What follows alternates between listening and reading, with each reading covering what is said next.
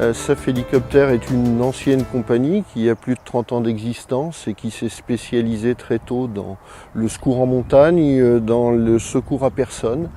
Et c'est dans ce cadre que nous sommes ici et que nous avons été désignés pour assurer les transports sanitaires héliportés du centre hospitalier d'Alençon-Mamers.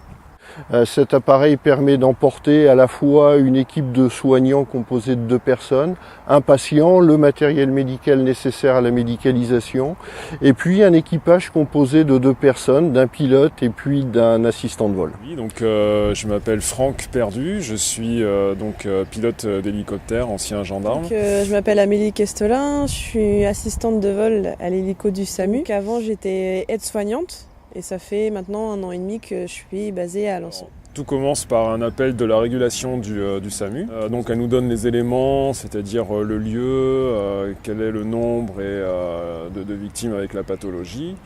Nous préparons l'hélicoptère.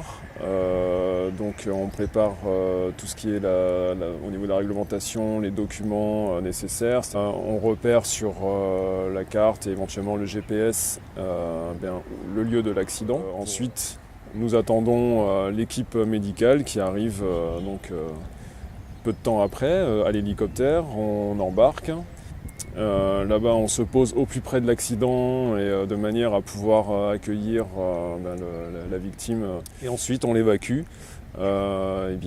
sur le centre hospitalier qui sera le plus à même de lui apporter les soins et effectivement aussi en fonction de la distance et du temps de transport.